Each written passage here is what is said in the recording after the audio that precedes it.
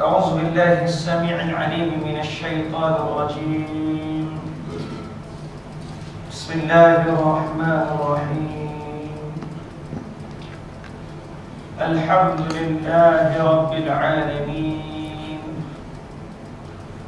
وبه نستعين، وبه نستهدين على أمور الدنيا والدين، والعاقبة للمتقين، فلا عدوان إلا على الظالمين. أشهد أن لا إله إلا الله وحده لا شريك له، وأشهد أن محمدا عبده ورسوله. اللهم صل وسلم وبارك على سيدنا وحبيبنا وشفيعنا وقرة أعيننا محمد صلى الله عليه وسلم وعلى آله وصحبه أجمعين. أما بعد، قال الله تعالى في محكم التنزيل بعد أعوذ بالله من الشيطان الرجيم: إن الدين عند الله الإسلام. صدق الله العظيم. السلام عليكم ورحمة الله تعالى وبركاته. Alhamdulillah, pertama sekali syukur kita kehadirat Allah Subhanahu wa taala. Sekali lagi Allah Subhanahu wa taala pertemukan kita dalam siri kuliah hadis 40 melalui kitab Al-Wafi fi Syarhi Al-Arba'in Nawawiyah karangan Syekh Dr. Mustafa Al-Bughari dan Syekh Dr. Muhyiddin Istu. Ya, alhamdulillah kita telah telusuri 21 hadis.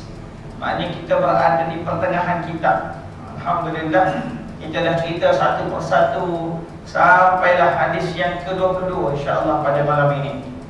Hadis yang ke-22 insya-Allah pada malam ini kita akan sambunglah hadis yang ke-22, jalan ke syurga. Jadi kita minta kita punya ni lah bahasa sini kita orang ni baca. Tafadhal insya-Allah. Silakan.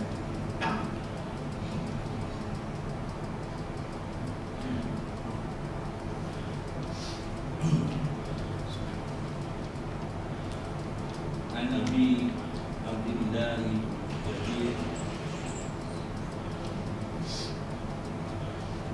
Jabir bin Abdullah Al-Ansari radhiyallahu anhu anna rajulan sala Rasulullah sallallahu alaihi wasallam qala ra'aita idza sallaitul maktuba wa asumtu ramadana wa ahlaltul halal wa haramtul harama wa lam azid ala zalika syai'a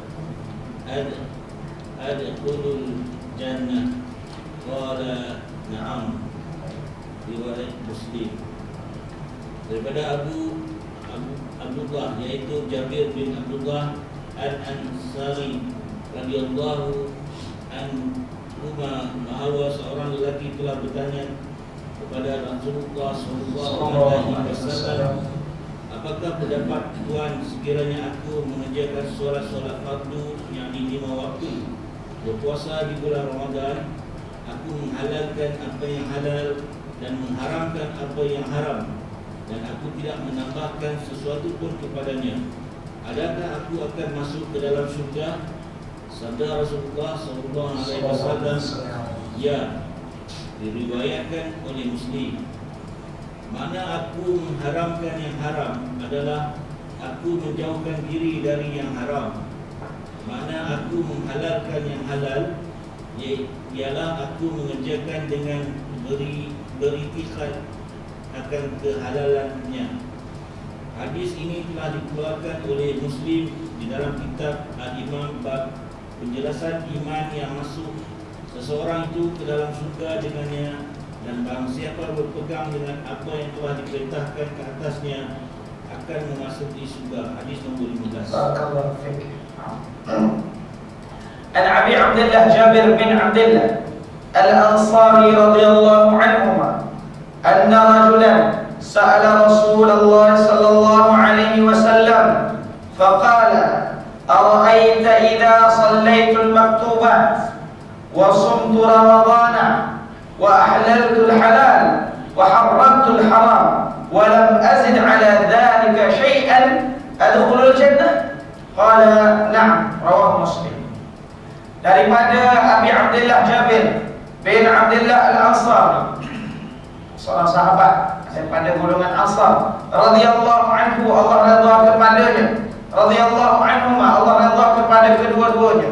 Maknanya Allah redha kepada Abi Abdullah Jabir dan Allah redha kepada ayah dia Abdullah Al-Ansari radhiyallahu anhu, anna rajulan, sesungguhnya seorang lelaki, sa'ala Rasulullah sallallahu alaihi wasallam, bertanya kepada Rasulullah sallallahu alaihi wasallam. Maknanya pada satu hari ada seorang lelaki ini dia datang bertanya kepada Rasulullah sallallahu alaihi wasallam.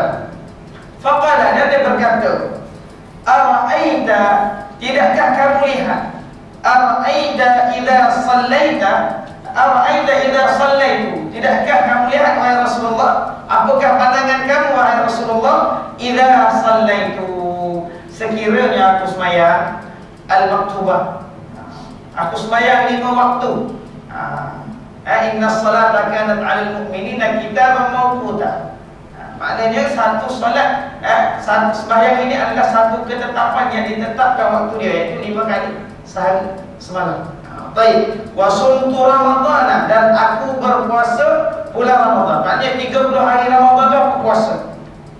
Wa ahlaltul halal, dan aku menghalalkan yang halal. Wa haramtul haram, dan aku mengharamkan yang haram. Wa lam azid ala dhalik, dan aku tak menambah-nambah di atas yang demikian itu. Wa lam azid ala dhalika syai'an, satu perkara pun aku tak menambah-nambah, aku tidak menambah tambah. Maknanya apa? Maknanya orang ini buat benda asas dalam agama Allah Subhanahu wa taala. Pertama, dia solat 5 waktu. Kemudian dia puasa Ramadan. Dan seterusnya dia menghalalkan yang haram. Apa maksud menghalalkan yang halal? Apakah yang dimaksudkan, maafkan saya, menghalalkan yang halal? Apakah yang dimaksudkan dengan menghalalkan yang halal? Maknanya aku mengerjakan dengan beraktikad akan kehalalannya. Maknanya dia buat satu perkara tu sah, halal baru dia buat. Wa haramtul harama, wa haramtul harama, dan makna aku mengharamkan apa yang haram adalah aku menjauhkan diri daripada perkara-perkara yang haram. Baik, walam azid ala dhalik, maka kata sahabat ni, aku tak menambah pun walaupun satu perkara dalam ibadah. Walam azid ala dhalika syai'an adkhulul jannah, adakah aku akan masuk syurga ya Rasulullah? Maka Nabi kata apa yang Nabi jawab? Qala na'am. Nabi kata, Nabi bersabda, ya, kamu akan masuk syurga. Baik, Masya Allah, tabarakallah. Hadis ini adalah maksi kepada agama Allah Subhanahu wa taala. Baik, yang mana dia bagi kita satu guideline macam mana nak masuk syurga. Tak boleh kurang salah satu daripada ni. Dan orang kata melebih-lebih pun tak boleh. Jadi kita tengok sebab hadis ini kita tak boleh ambil zahir. Kalau ambil zahir seolah-olah semua benda yang tidak apa orang kata tidak kena secara direct dengan hadis Nabi SAW, maka benda itu adalah salah, adalah sesat. Tak boleh gitulah. Kita kena tengok satu persatu huraian. Jadi kita tengok apa yang Fadilatul Syekh Dr. Mustafa Al-Bugha huraikan hadis yang ke-22 ini, insya-Allah. Baik. Jadi kita beri laluan kepada saudara kita untuk sambung bacaan fiqh hadis dan petunjuk. Itu fahaman daripada hadis. Pentingan hadis. Al-Judadi berkata di dalam syarahannya ke atas hadis 40 An-Nawawi, hadis ini menduduki tempat yang penting. Ia adalah faksi agama Islam antara ia mencakupi agama Islam itu. Ini disebabkan amalan-amalan itu sama ada amalan-amalan hati atau amalan-amalan tubuh. Kedua-duanya sama ada diizinkan oleh Allah, yaitu yang halal ataupun yang dilarangnya, yaitu yang haram. Apabila seseorang itu menghalalkan yang halal dan mengharamkan yang haram, maka sesungguhnya ia telah melaksanakan semua tanggungjawab agama dan masuk ke dalam surga di dalam keadaan aman. Baik, jadi kita kata salah seorang ulama Al-Jurdani, dia sebut apa? Dia kata bahawasanya hadis ini adalah paksi agama. Adalah paksi agama, maknanya asas kepada agama, yaitu dia mencakupi segala-galanya dalam agama Islam. Ini kerana amalan-amalan sama ada amalan-amalan hati, batiniyah ataupun kita punya ataupun amalan-amalan jasadiah kita. Kedua-duanya sama ada diizinkan oleh Allah Ta'ala. Dia dua perkara je, amalan zahir kita, amalan badan kita, amalan jasad kita, satu lagi amalan batiniah kita, hak dalaman kita. Semuanya ada dua, sama ada halal ataupun yang haram, iaitu kita menghalalkan apa yang halal dan mengharamkan apa yang haram. Maka kalau sekiranya kita buat semua yang Allah Ta'ala suruh tadi, yang Nabi sebut tadi, sesungguhnya ia telah melaksanakan semua tanggungjawab agama dan akan masuk ke dalam syurga Allah Subhanahu Wa Taala dalam keadaan aman. Jadi kita tinggalkan istilah hadis, kita terus kepada fiqh hadis. Yang pertama, Rasulullah SAW adalah rahmat untuk sekalian anak. Tafadhal masyhur. Istilah hadis, fiqh hadis yang kita Rasulullah SAW adalah rahmat untuk seluruh alam. Fiqh hadis dan petunjuknya. Rasulullah SAW adalah rahmat untuk seluruh alam. Alam telah mengutus Rasulnya Muhammad SAW sebagai rahmat untuk seluruh alam. Baginda SAW mengeluarkan mereka dari kesesatan yang membawa mereka ke neraka, lalu berjalan bersama-sama mereka ke atas jalan yang menyampaikan ke surga. Jalan ke surga adalah jalan yang jelas dan mudah. Allah telah mencetuskan baginya batasan-batasan dan menentukan baginya amalan-amalannya. Barang siapa berdiri di sisi batasan-batasan ini dan beriltizam dengannya akan menyampaikannya kepada maksudnya. Sebaliknya barang siapa mengingkarinya, ia akan dipandu ke neraka. Bahawa batasan Allah itu dan apa yang difardukannya adalah di dalam lingkungan kemampuan dan keupayaan manusia, kerana Allah mahukan kemudahan bagi hamba-hambanya dan tidak mahukan kesusahan untuk mereka. Ini jelas di dalam petunjuk Nabi SAW di dalam hadis ini dan hadis-hadis seumpama dengannya yang telah diriwayatkan semaana dengan hadis ini. Kegairahan terhadap. Terima kasih. Fiqh yang pertama, kefahaman yang pertama, apa yang kita faham daripada hadis ini? Maka Syekh Dr. Mustafa Al-Bur dengan Dr. Muhyiddin Mistu, dia meletakkan satu perkara yang berkaitan dengan insan yang paling kita cinta, insan yang datang menyelamatkan kita, iaitu Nabi Muhammad sallallahu alaihi wasallam. Bagaimana beliau meletakkan bahawasanya Rasulullah sallallahu alaihi wasallam adalah rahmat untuk seluruh alam. Ini ayat perkataan ini jelas disebut oleh hadis Nabi sallallahu alaihi wasallam. Bagaimana Rasulullah sallallahu alaihi wasallam ini disebut dalam Al-Quran Al-Karim, bagaimana Rasulullah sallallahu alaihi wasallam ini diutuskan sebagai pembawa rahmat kepada sekalian alam. Wa ma arsalnaka illa rahmatan lil alamin, dan tidaklah kami utuskan kamu wahai Muhammad kecuali rahmatan lil alamin, sebagai pembawa rahmat, sebagai kerahmatan kepada sekalian alam. Jadi Allah Ta'ala mengutuskan Nabi Muhammad SAW sebagai tanda kasih sayang. Allah Ta'ala ni dia Rahim, dan dia utuskan rahmat. Antara rahmat yang Allah bawa adalah dengan kedatangannya Nabi Muhammad SAW kepada seluruh alam. Itu bentuk rahmat. Allah Subhanahu Wa Ta'ala mengutuskan Nabi Muhammad SAW sebagai rahmat sekalian alam. Jadi Nabi SAW ini akan mengeluarkan kita daripada kesesatan yang boleh membawa kita ke neraka. Nabi Muhammad SAW dia diutuskan kepada satu kaum, satu kaum yang cukup susah, sehingga kan disebut macam mana kita susah nak kata masalah masyarakat dia ni. Tuan-tuan bayangkan masa tu kerajaan Rom dengan Parsi kuasa dunia, tapi tak ada satu kerajaan pun nak conquer negara tanah kata negara Hijaz. Kenapa? Kerana susahnya nak kawal masyarakat ini. Sebab itu dinamakan sebagai masyarakat jahiliyah. Kalau kita tanya kenapa Nabi SAW diutuskan kepada kaum Arab jahiliyah, bukannya kepada kaum lain? Kerana makhluk yang dinamakan dengan masyarakat jahiliyah ini adalah sepayah-payah makhluk untuk dididik, sepayah-payah makhluk untuk didakwah. Kalau kita tengok kita orang Melayu ni, raja masuk Islam, ayat masuk Islam tu. Kalau kita tengok sejarah, bagaimana Islam sampai ke bumi Melaka, ke Terengganu, kebiasaannya datang dalam bentuk sultan kita masuk Islam. Mudah. Tak perlu kata ada Nabi. Kecuali ada hak declare dia Nabi lah. Macam apa? Rasul Melayu tu yang letak jawatan nama apa? Jika saya dengan ini meletak jawatan sebagai Rasul Melayu, tak ada lah. Tak diterima lah tu. Baik. Jadi Nabi ni dia datang, dia bawa batasan-batasan. Nabi SAW. Apabila siapa berdiri di atas batasan-batasan ini, apa batasan dia? Yang pertama tadi, selagi mana seorang Islam itu bersalat 5 waktu.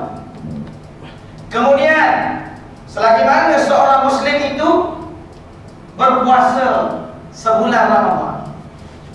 Dan selagi mana Muslim itu selagi mana Muslim itu menghalalkan yang halal, makna dia buat sesuatu yang halal, dia tak kata yang halal tu haram. Apa contoh dia? Contoh yang halal, jual beli halal, tiba-tiba dia kata tak boleh beli, tak boleh. Benda yang harus untuk kita jual beli, dia kata tak boleh. Maka itu mengharamkan yang halal, tak boleh.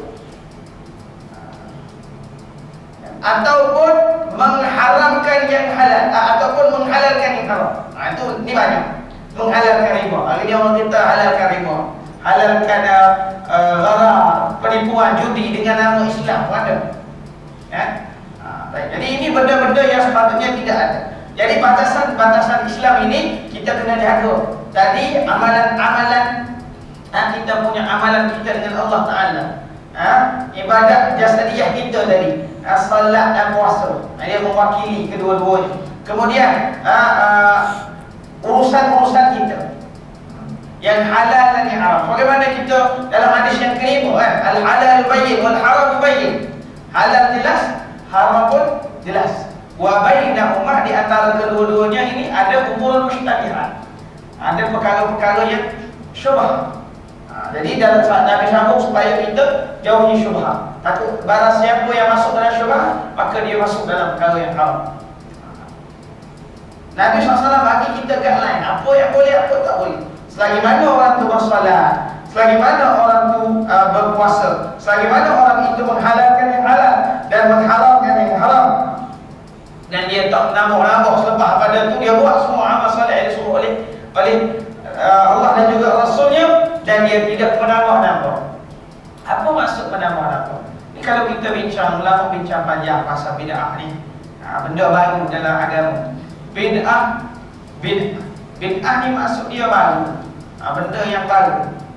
Kalau orang Kelantan kata berdoa, dia terkejut kata bid'ah dengan berdoa. Yang benda yang baru atau benda yang lebih-lebih. Dari sudut bahasa, apa yang Nabi tak buat, maka ia adalah bid'ah, benda baru. Dan dia dari sudut bahasa, kalau Nabi, antara perkara yang Nabi tak buat adalah naik kereta. Apa lagi? Nabi tak makan dekat KFC. Apa lagi? Nabi tak pakai seluar macam kita. Nabi pakai jubah. Kan?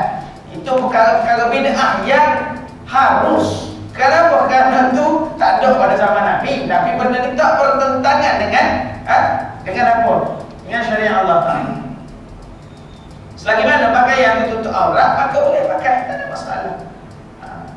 Yang dibincangkan, yang jadi khilafiyah, yang jadi pergolakan dalam masyarakat kita ini bila mana perkara-perkara bid'ah, perkara-perkara baru ni melibatkan ibadah. Melibatkan ibadah. Jumhur ulama kata segala amalan ibadah selagi mana ada dalil, tak bercanggah dengan syariah, ada aqwal ulama, maka tidak ada masalah. Itu kita buat. Tapi kalau bercanggah memang tak boleh lah. Ada pasal bercanggah dengan hadis, dengan Al-Quran, maka itu adalah bid'ah. Tanpa kita nafikan, walaupun kita kata banyak amalan-amalan masyarakat kita ini yang tidak bid'ah, tapi kita tak nafikan adanya bid'ah dalam amalan-amalan kita. Bukan semua benda boleh, ada benda yang tak boleh juga. Contoh baca Yasin malam Jumaat, tu bid'ah tapi boleh. Sebab aku baca Quran malam Jumaat, aku masalah. Bukan kita kata wajib, betul tak? Kita kata malam Jumaat kita nak tidur, kita baca Yasin. Kadang-kadang kita baca kahfi, kita selang-selang. Jadi ngaji Quran aja, betul tak? Tahlil tak ada masalah. Kalau nak kaji dalil satu-satu boleh buat buku. Berapa ramai orang buat buku cerita tentang dalil bertahlil saja. Cuma hak tak boleh kalau kata tahlil itu wajib. Tak boleh. Itu yang bid'ah. Mewajibkan tahlil itu bid'ah. Satu lagi, menetapkan hari-hari tahlil, wajib punya hari itu pun bid'ah. Tapi kalau buat hari tak ada masalah. Buat hari ni buat malam pertama buat betul letih malam pertama letih buat malam kedua lah. Jadi bid'ah kita tidak nafikan bahawasanya amalan-amalan kita ni banyak yang baik, tapi kadang-kadang ada perkara-perkara bid'ah yang kita kena jauhi. Sebab apa? Kalau tak Nabi tak beritahu pula perkara-perkara baru ni bahaya. Kalau bahayanya perkara-perkara baru ni. Sebab apa? Sebab kalau kita boleh belaka, dia akan bawa kesesatan. Ada benda kita tak boleh. Kalau setakat zikir kuat lepas solat, tak ada masalah. Tak kunut solat subuh, tak ada masalah. Ada dalil belaka, semua ada ayat Quran, ada hadis belaka tu. Yang jadi masalah tak ada dalil. Contohnya qiyamul lail atas kubur. Saja-saja buat. Walaupun orang kata mungkin boleh lagi, ataupun orang kata minta dengan kubur. Itu memang bid'ah. Terus-terang minta dengan kubur. Mana boleh? Minta kata tak kira lah, walaupun kubur tu kubur para awliya ilah, wali-wali Allah sekalipun. Baik. Baik, betul saya nak Allah. Dan kalau kita jaga tadi, jaga amalan-amalan kita tadi, jaga 4 perkara yang saya sebut tadi, kemudian tak menambah ni maksud dia menambah benda yang sesat. Tak boleh lah kita menambah yang sesat, tak boleh. Memang kita kena akui bahawasanya ada amalan-amalan. Kita alhamdulillah Melayu ni kalau kat kampung tu banyak lah, ada lah juga amalan-amalan bid'ah tu. Dia irikan sihir dengan agama, dia irikan adat dengan agama. Sebab kita pun terima lagi pada Indonesia. Kalau kita tengok daripada Indonesia banyak, kalau kita tanya orang Aceh, tanya orang dia, dia punya cerita adat adat untuk langkau perkahwinan dah. Adik kahwin kakak, saya tengok dia punya adat dia. Kalau tak ada nas Al-Quran, tak ada hadis nas, tapi dia bila dia syarat, dia kata ada kaitan dengan agama. Ini masalah. Ini perkara-perkara bid'ah. Ataupun hari ini kita tengok banyak masyarakat percayaan karut atau marut. Cakar baru dalam masyarakat kita kena jauh lah. Baik, jadi kalau kita duduk pada batasan-batasan Allah tadi, beriltizam dengannya akan menyampaikan kepada maksudnya. Maknanya kalau kita ni, kalau seolah-olah Nabi sebut tadi, kalau kita buat 4 perkara tadi, lepas tu yang kelima tadi kena ingat sikit. Kena niat. Dalam Islam tak semua benda tak boleh, dan tak semua benda boleh. Itu kaedah dia. Tak semua benda tak boleh, tak semua benda boleh. Kita kena tengok kalau betul ada unsur-unsur yang tidak betul, yang bercanggah dengan Islam, maka kita kena buat tapi. Baik. Itu dia kaedah dia mudah. Kalau nak terlalu tak boleh dah, kau pun susah juga. sentuh tak boleh, ni tak boleh, tu sesat, ni sesat pun tak boleh juga. Baik. Duduk tengah-tengah. Dan tidak mahukan kesalahan, maka seolah-olah Nabi SAW ajar pada kita bahawasanya kalau kita berpegang dengan perkara tersebut tadi, maka kita akan masuk syurga. Baik, kita pergi kepada poin yang kedua, kegairahan terhadap syurga dan pencarian akan jalan.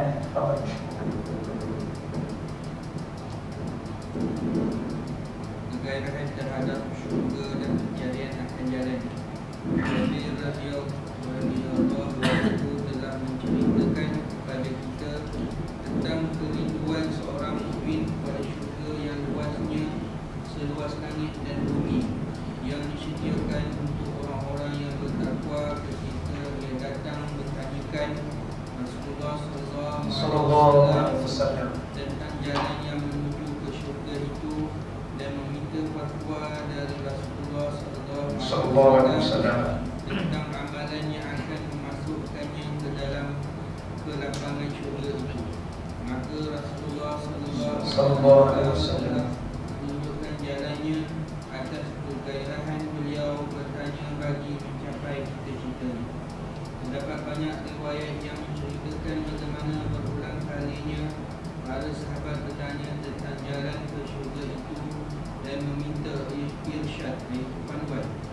Baginda Rasulullah SAW baginya di dalam berbagai usul atau cara soalan itu diajukan kepada baginda Sallallahu Alaihi Wasallam. Barakallahu fiik. Telah diriwayatkan oleh Al-Bukhari dan Muslim daripada Abu Ayyub Al-Ansari radhiyallahu anhu bahawa seorang lelaki telah berkata kepada Nabi Sallallahu Alaihi Wasallam, beritahulah kepadaku tentang amalan yang akan memasukkanku ke dalam syurga. Sabda baginda Sallallahu Alaihi Wasallam, ta'budullah la tusyriku bihi syai'an Wa tuqimus shalah wa tasilur rahim. Hendaklah kamu menyembah Allah dan jangan mempersekutukan sesuatu dengannya, mendirikan solat, mengeluarkan zakat dan menghubungkan silaturahmi. Di dalam riwayat Muslim, Dullani ala amalin yudnini min al-jannah wa yuba'idni min an-nar. Tunjukkanlah kepada satu amalan, jika aku beramal dengannya akan mendekatkanku ke syurga dan menjauhkanku dari neraka.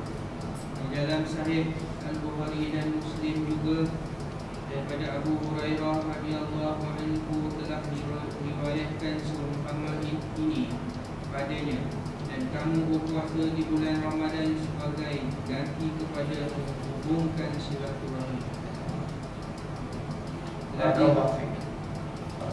Baik. Hadis ini dia ada kaitan dengan hadis-hadis sebelum ni.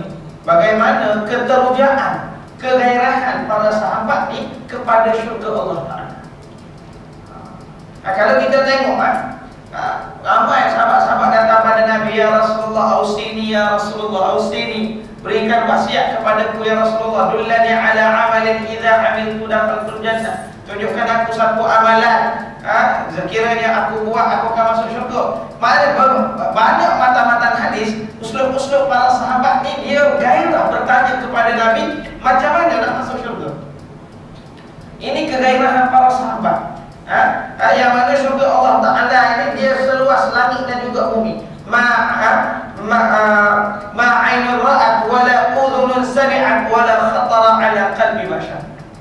Sifat syurga ini tidak terpandang oleh pandangan mata kita, wala udhunun sami'at, dan juga tidak terdengar dengan kiasan telinga kita, wala khatara ala qalbi bashar, dan tidak terlintas dalam hati manusia.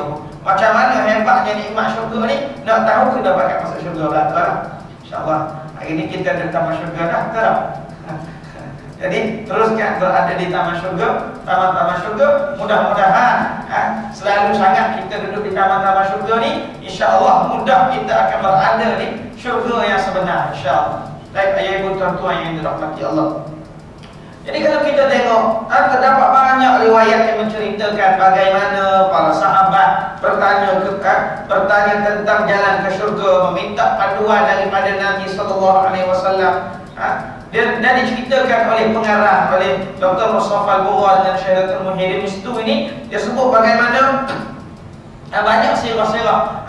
Antara yang saya baca tadi, dullani ala amalin a'maluhu yudnini minal jannah wa yuba'idani 'anil nar wa yuba'iduni minan nar. Dullani ala amalin a'maluhu yudnini minal jannah wa yuba'iduni minan nar. Tunjukkan kepadaku satu amalan ya Rasulullah, yang mana aku buat akan mendekatkanku dengan syurga dan menjauhkanku daripada api neraka. Ini sifat para sahabat. Dia bertanya, kita hari ini kalau bab syurga ni slow sikit, kecuali nampak dari sudut dunia. Contoh, tolak menolak untuk penuhkan saf depan. Ini maknanya orang dia tak tahu, walaupun dia mari tu dia faham dah. Dia mari mati tu dia nak syurga Allah dah, tapi tak gairah orang kata. Apa tu tak gairah? Buktinya penuh hak belakang, hak tepi dulu, hak belakang dulu. Hak depan dengan imam ni hak paling banyak, pahala ni kosong. Tak apa, kita kurang gairah. Kata Nabi SAW, kalaulah manusia ni tahu apa yang ada pada azan dan juga apa yang ada pada saf depan, mereka akan mengundi. Ambil nombor tak bagi saya. Hari ni kita ambil nombor beratur. Kalau nak beli barang, orang queue nak bayar barang, kita nak bayar ni pasal ayah orang langgar queue kita marah dah. Tapi hari ni Allah bagi jualan besar-besar depan kita kosong. Ini kelemahan kita orang lain. Dia mana-mana pun dia orang tahu. Kalau orang Arab dia gubuk, dia sampai tolak-tolak kita marah apa tak ada adab. Mari kita ambil tengok-tengok. Jangan jadi Arab, jangan jadi Melayu sangat. Jadi orang Islam. Macam mana cara dia? Jangan sampai kita gubuk soal depan, kita tak jaga orang lain, melanggar dia. Ataupun kita terlalu bagi, ambillah orang lain dulu. Tak boleh. Kita di depan tapi dengan adab. Berebut tapi dengan adab. Inilah Islam. Pergi ke depan nak ambil soal depan sampai kat langgar kawan tu. Tak boleh lagi tu. Ataupun dia penuh soal belakang dulu. Terang. Ini kita pernah pergi Mekah belakang, dah tengok orang berbuk sohbah kat Malaysia ni mana jumpa orang berbuk soh. Dia pernah belakang dulu, baru pernah depan. Kita kurang gairah. Kita kurang gairah. Contoh semaya ni, tak apalah, semaya kat rumah besar. Tak gairah. Menuntut ilmu, tak gairah. Tak nak belajar, tak nak keluar daripada kebom yang sama, duduk dalam selesa. Tak apalah mati macam ni, kan Ustaz ajar dah. Jadilah istiqamah. Hadis 21 kita cerita banyak tentang istiqamah.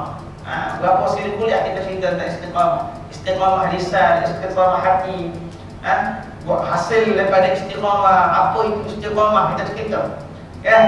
InsyaAllah tabarakallah. Jadi kita jadi salah faham. Gairah kita tu tidak pada tempatnya. Tapi kalau bab dunia, gairah hanya makcik-makcik kita zaman muda-muda dulu ataupun sekarang ada lagi. Bila dengar perkataan SALE, saleh. SALE, saleh. Betul? Bukan saleh, sin. Oh, gairah tak pergi. Gairah tak pergi. Masya Allah, tabarakallah.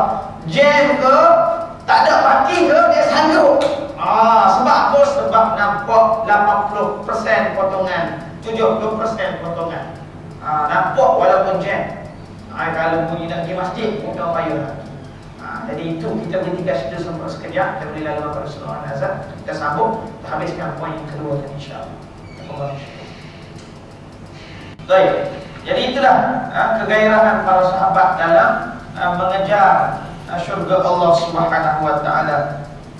Antaranya adalah dengan dia bertanya daripada Nabi sallallahu alaihi wasallam.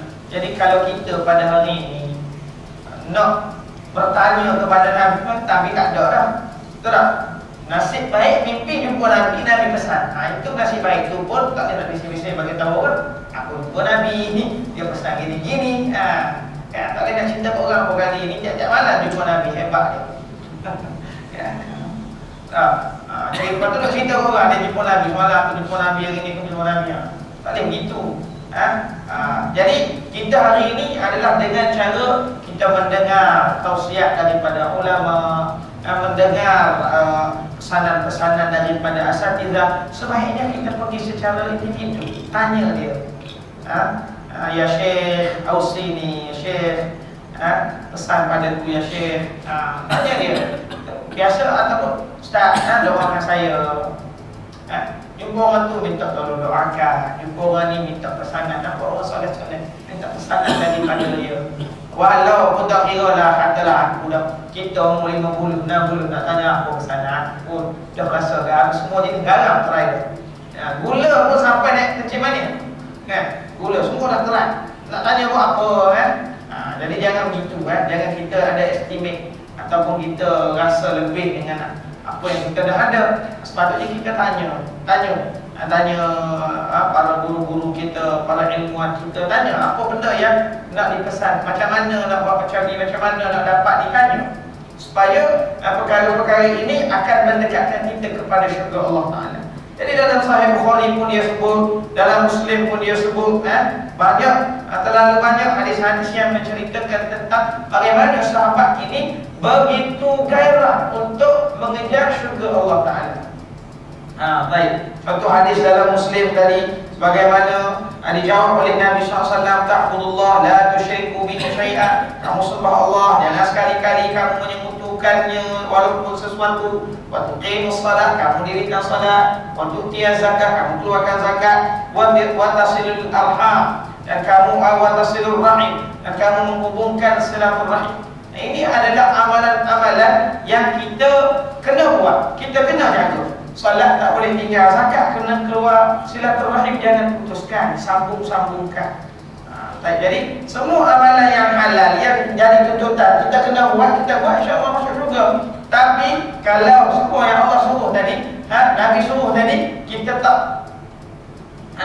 tak laksanakan, kita abaikan, maka dia akan jadi apa? Akan membawa kita ke neraka. Na'udzubillah. Itu juga hadisnya dalam riwayat Muslim, dullani ala amalin a'maluhu, tunjukkan aku satu amalan, a'maluhu yudnini minal jannah, mendekatkan aku dengan syurga, wa yuba'iduni 'anil nar, dan wa yuba'iduni minan nar, dan akan menjauhkan daripada api neraka. Ini amalan-amalan yang mana yang kita tengok lafaz-lafaz yang bagaimana para sahabat ni dia guna dalam kegairahan mereka untuk mencari syurga Allah Ta'ala.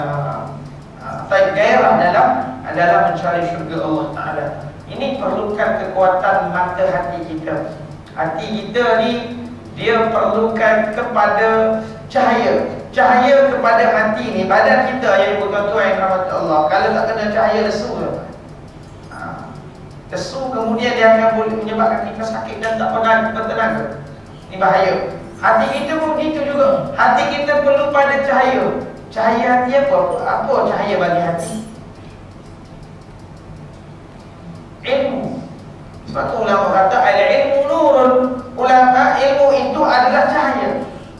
Jadi kita perlukan cahaya mata hati kita. Jadi kita kena belajar banyak-banyak, cari ilmu banyak-banyak, menadah banyak-banyak, tanya banyak-banyak, kaji banyak-banyak, supaya apa? Supaya akan menyebabkan hati kita ini bercahaya. Bila hati yang bercahaya, barulah nampak apa yang betul, barulah nampak apa yang salah, barulah gairah mencari syurga dan sangat gerun untuk setapak untuk kita mendekati neraka. Alhamdulillah. Itu kita semua kena buatlah. Ayah tuan-tuan yang dirahmati Allah. La in kunta, ada satu hadis lain pula panjang, bagaimana hadis ini isnadnya daripada Ibnu Al-Muntafiq radhiyallahu anhu.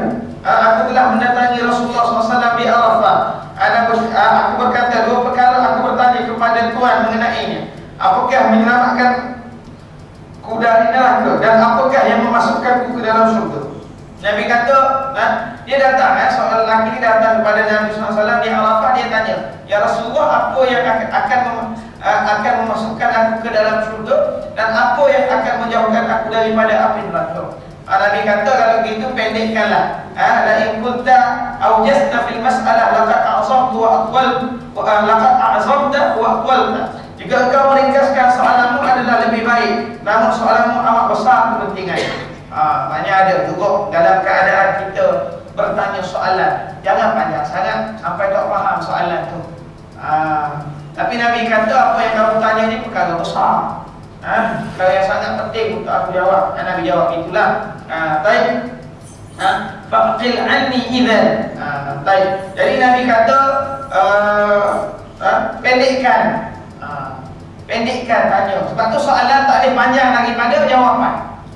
Orang hari ni bila dia cerita saya ada persoalan, dia mula gini. Dan sekali apa soalannya tak tahu. Dia tak tahu soalan.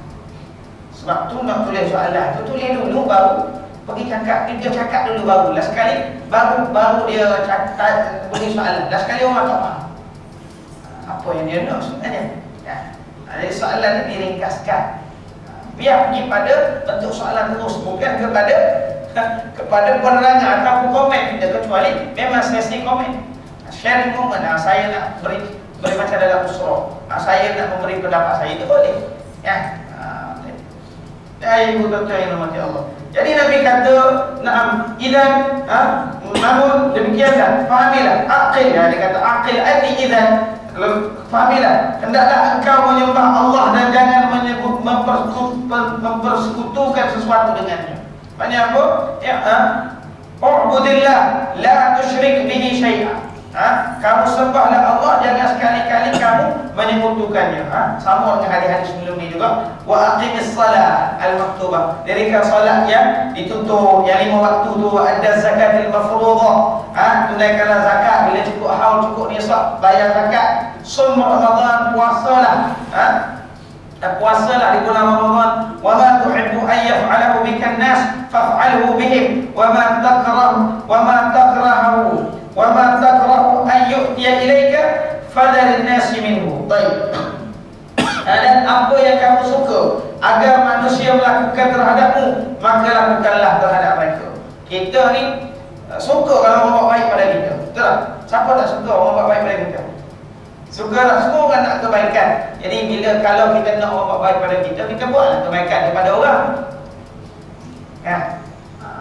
Ini konsep ni, even dalam pepatah Inggeris pun ada sebut, what you give, you get back.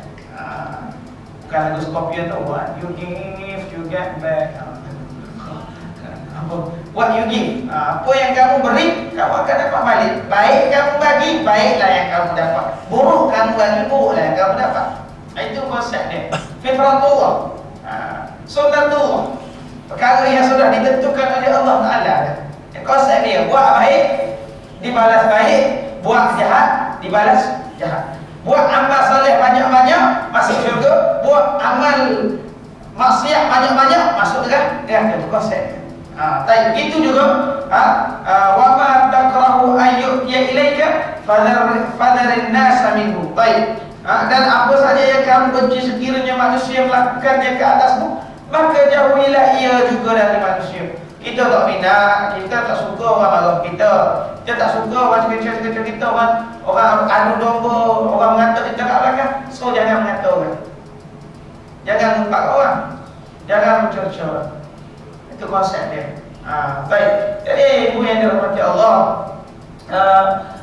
kesimpulan pada malam ini yang kita boleh sebut, hadis ni dia cerita banyak dan dia tak cukup dengan satu malam ni je. Tapi kita cerita 2 poin penting tadi. Hadis daripada Abi Abdullah Jabir bin Abdullah Al-Ansari, bagaimana seorang sahabat bertanya kepada Nabi, ya Rasulullah, apa pendapat kamu sekiranya aku sembahyang 5 waktu, aku puasa bulan Ramadan, aku menghalalkan yang halal dan aku mengharamkan yang haram, dan aku tak menambah lebih daripada sesuatu, adakah aku akan masuk syurga?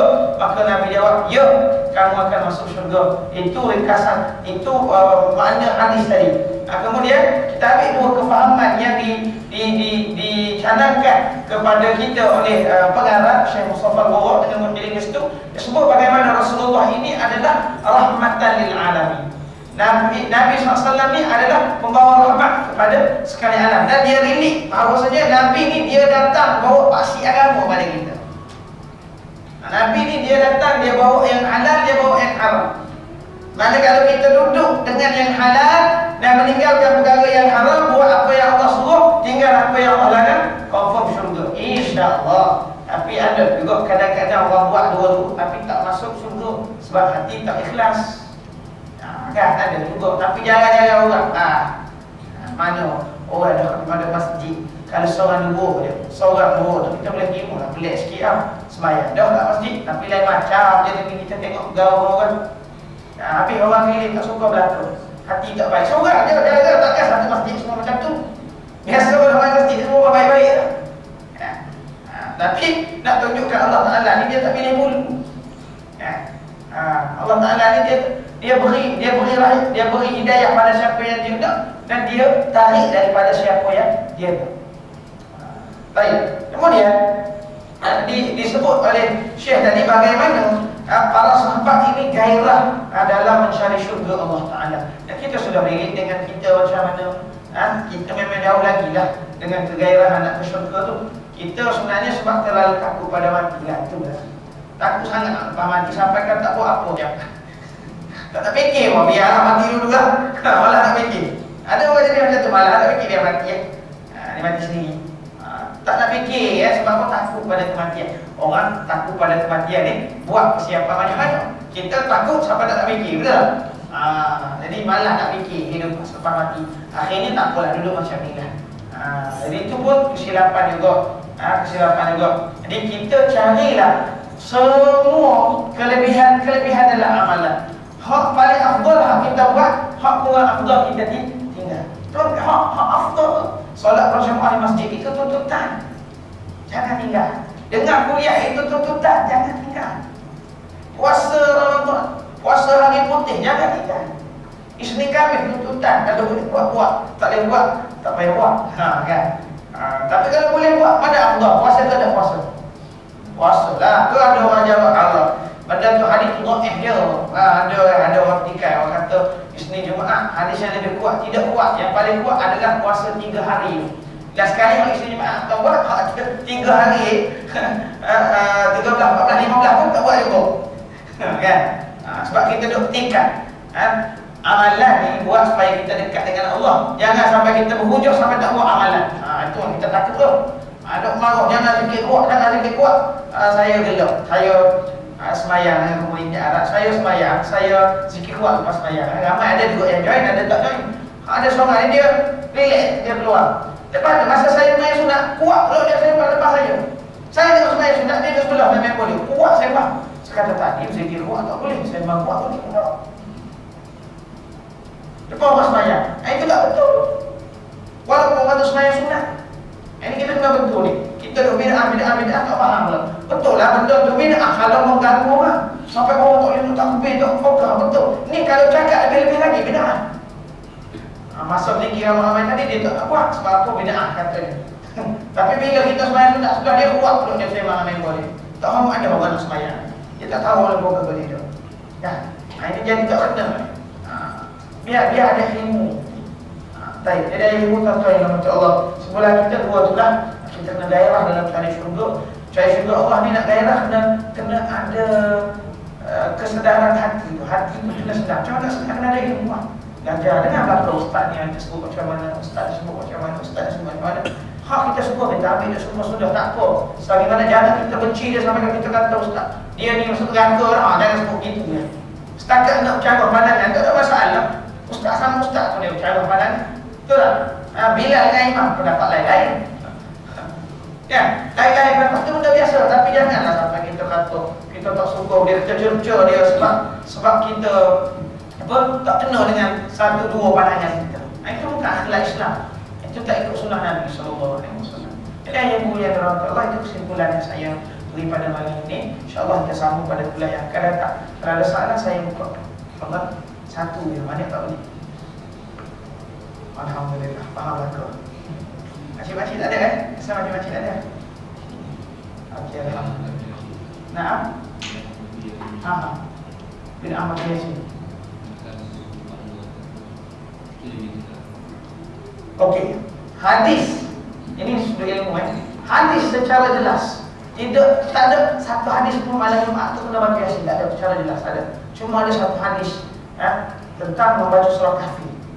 Tapi malam Jumaat ni memang banyak hadis, terlalu banyak hadis yang menunjukkan kelebihan dan supaya kita menggandakan amal ibadat kita. Antaranya baca Al-Quran. Jadi bila baca Al-Quran, Yasin itu bukan Quran.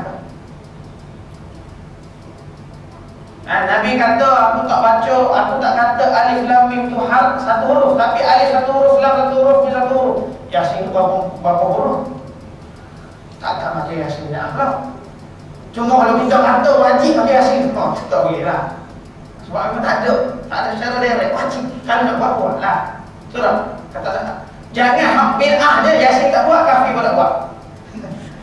Bid'ah baca Yasin tapi dia main sembang kat luar fikir pun tidak. Itu bid'ah.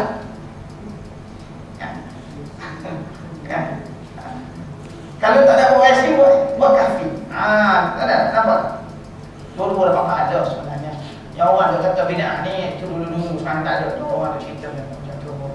Cik-cik benda-benda macam tu kita tak fikir dah. Cuma kalau nak kata bid'ah tak ada pahala, itu tidak benar lah. Kalau kita kata Nabi tak buat malam tu, Nabi baca Quran kan. Nabi kadang-kadang qiyamul lail dengan satu ayat je Nabi. Tak ada masalah. Kalau orang kata ustaz boleh letak amalan dan kita buat satu amalan kita tetapkan, boleh jawapan dia. Kenapa tak boleh? Banyak hadis-hadis Nabi yang sebut. Sahabat zaman Nabi itu seorang dia satu hari dia pergi dalam peperangan ni, seorang panglima perang pergi dalam hadis Sahih Bukhari disebut. Dalam panglima perang ni dia memimpin satu kelompok tentera dan dia buat satu bid'ah dalam solat. Bila setiap kali dia solat, rakaat terakhir dia akan baca Qul huwallahu ahad. Sepanjang berapa ketika tu setiap maghrib isyak rakaat terakhir dia akan baca kan rakaat pertama, rakaat kedua. Rakaat kedua tu dia akan baca Qul huwallahu ahad. Sahabat kata, buat bid'ah apa dah ni? Balik report Nabi. Ya Rasulullah, sahabat ni ya Rasulullah dah buat bid'ah dah ni. Mana kamu tak pernah pun sembahyang tiap kali rakaat terakhir ni baca Qul huwallahu, dia baca Qul huwallahu. Hadis Sahih Bukhari, tak buka, tak cek. Memang. Jadi Nabi pun kata tak apalah, kalau macam tu panggil dia, tanya dia. Tak payah, tanya dia, kenapa dia buat macam tu. Jadi adalah sahabat ni tanya, wahai panglima, wahai sahabatku, semasa kita perang ni kenapa kamu pelik dia sembahyang rakaat kedua dia baca Qul huwallahu, rakaat kedua dia baca Qul huwallahu. Maka dia kata, aku kagum dengan sifat-sifat Allah. Aku sayang cinta kepada sifat-sifat Allah. Allah satu, Allah tempat tujuan. Tidak ada sekutu bagi Allah. Allah tidak melahirkan dan dilahirkan. Dan tidak ada setara bagi Allah. Maka sahabat ni jawab, jawapan ni bawa kepada Nabi. Ya Rasulullah, dia jawab, dia kata bahawasanya dia cinta kepada sifat-sifat Allah. Maka Nabi kata, kamu bagi tahu dia, Allah pun sayang dia. Macam mana dia sayang? Dalam solat yang ini contoh yang kita baca Yasin kenapa? Sebab kita tak pandai baca surah lain. Itu salah satu. Sebab Yasin hati Quran. Yasin kita guna untuk berubah. Masyarakat Melayu dengan Yasin tak boleh dipisahkan. Agak-agak Tuhan tak sayang kita. Kita sayang baca Yasin kita. Cuma kita tak boleh kata lah wajib baca mana. Wajib ni menetapkan. Menetap untuk jadi amalan tak apa. Menetapkan mewajibkan sesuatu yang harus adalah haram. Tak boleh.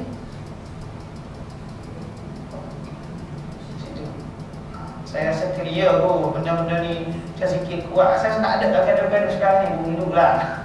Sekarang kita nak fikir benda lain, banyak lagi benda-benda besar Ini benda-benda macam ni kita ayat betul-betul minta Allah lapang ada lah.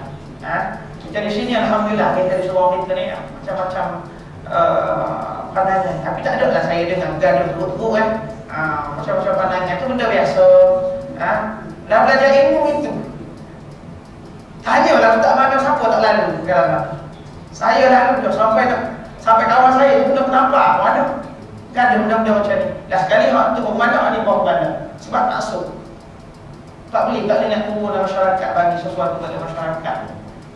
Sebarkan apa yang dia ada, sebarkan keindahan Islam. Tak boleh dah sekali ngomong ke diri dia. Dah tak boleh nak campur apa. Dah orang ni tak boleh ni, tak boleh. Yang ni pula boleh berlaku, susah. Ya. Ini ibu tuan-tuan Allah. Saya rasa benda tu clear. Adil lah. Okey saya ingat itu dia kalau tanya siapa-siapa pun dia akan jawab itulah lebih kurang.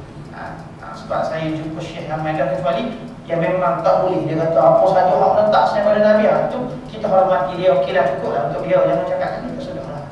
Kita hormati. Ada masalah. Kalau tak hormat tak boleh. Juga saudara kita. Seagama kita kena sayang. Betul tak? Dia syaitan. Dia bagi kita bala khilaf supaya kita benci orang tu, benci orang ni. Dia nak benci tu je. Dia tak penting sangat. Kita berkhilaf. Dia nak hamarah atau pengolah. Dia nak suruh kita ayyuka bainakumul adawata wal baghdha. Syaitan ni dia nak meletakkan adawata wal baghdha. Permusuhan dan juga baghdha. Marah-marah, benci-membenci. Itu syaitan nak sebenarnya. Kita aku dah tahu ustaz sikit hati tu. Mula tak tegur apa. Dia nak tu. Tu yang dia nak. Syaitan nak tu je. Itu dalam agama pun payah kan. Kita kalau ada ilmu insya-Allah selesai benda-benda macam ni insya-Allah. Dan saya itu pandangan saya dan saya hormat pandangan ustaz-ustaz lain, ulama-ulama lain. Saya hormat. Dia nak kalau dia nak kata itu dia. Kita kata begini. Ya. Dia pun ada buku kita pun belajar masing-masing belajar. Ada dia mustahil kita tak dia mustahil kita mustahil lah. Kita ada ilmu Allah Taala ni bawa ketenangan pada masyarakat. Jangan pada kita. Baik ayat tuan-tuan insya-Allah. Itu saja baik pada Allah SWT lebih kurang itu daripada kejahilan lemah diri saya sendiri. Hakikatnya kepada Allah Subhanahu wa taala wa sallallahu ala sayyidina Muhammad wa ala alihi wasallam. A'udzu billahi minasyaitonir rajim. Bismillahirrahmanirrahim. Alhamdulillahi rabbil alamin. Wassalatu wassalamu ala asyrafil anbiya'i wal mursalin wa ala alihi wa sahbihi ajma'in. Rabbana zalamna anfusana ya Allah, kami banyak kami berzalim diri kami ya Allah. Wa illam taghfir lana, sekiranya Engkau tidak mengampunkan dosa-dosa kami ya Allah, wa tarhamna, Engkau tidak mengasihani kami ya Allah, lanakunanna minal khasirin, supaya turunlah kami ya Allah dengan orang-orang yang rugi. Allahumma ihfazna bil Islam qaimin. Ya Allah Tuhan kami, lindungilah kami ya Allah, jagalah kami ya Allah dengan agama-Mu ya Allah, dengan Islam walaupun dalam keadaan kami berdiri, dan jagailah kami ya Allah, wahfazna bil Islam qa'idin, dan jagailah kami dengan Islam-Mu dalam keadaan kami duduk ya Allah, wahfazna bil Islam raqidin, dan jagalah kami dengan Islam-Mu ya Allah dalam keadaan kami tidur ya Allah. Wala tushmit bil a'da wal hasidin, jangan sekali-kali Engkau berikan ruang kepada musuh-musuh kami ya Allah, pendengki-pendengki kepada kami ya Allah. Allahumma jammilna bil afiyati was salamah. Ya Allah Tuhan kami, percantikkan kami ya Allah dengan kesihatan dan juga keselamatan, kesejahteraan. Wahaqqina bit taqwa wal istiqamah, dan kurniakanlah kepada kami ketakwaan dan keistiqamahan ya Allah. Allahumma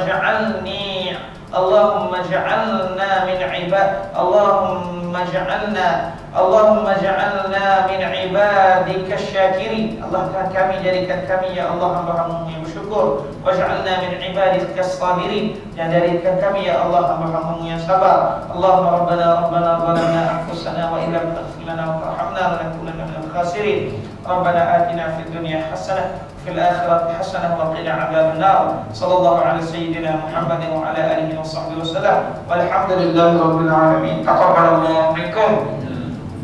Assalamualaikum warahmatullahi taala wabarakatuh.